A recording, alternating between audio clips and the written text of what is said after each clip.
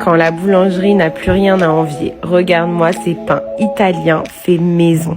Je te montre comment les réaliser.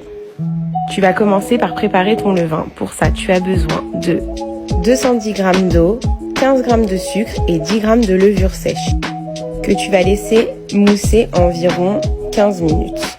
Ensuite, tu vas prendre 500 g de farine, tu vas rajouter 35 g d'huile d'olive. Tu mélanges ton levain pour pas que le sucre reste au fond et tu vas le rajouter à ta farine. Et tu viens mettre en dernier tes 7 g de sel. Tu pétris bien pendant une dizaine de minutes, tu vas voir la pâte se décolle des parois. Et tu laisses lever ta pâte pendant 1 heure. Après les 1 heure, tu dégazes bien ta pâte et tu vas venir former des boules de 200 g.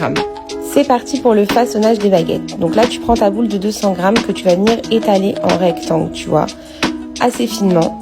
Ensuite, tu vas prendre un angle et tu vas venir le rouler en diagonale sur toute la longueur de ta pâte. Et tu viens serrer les extrémités, tu sais, pour faire des jolis petits croûtons bien croquants.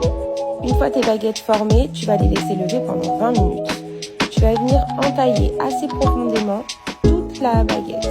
Tu vois, comme je suis en train de le faire là sur la vidéo. T'as vu, ça ressemble déjà à quelque chose.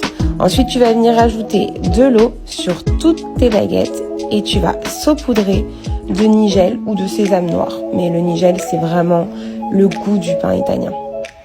Et voilà, elles sont prêtes à être enfournées. Il faut que ton four il soit à 200 degrés.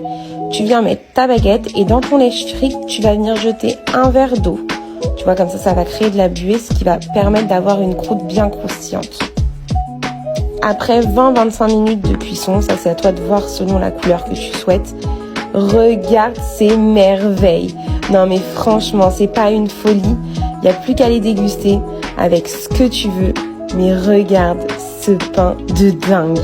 Allez, à toi de jouer.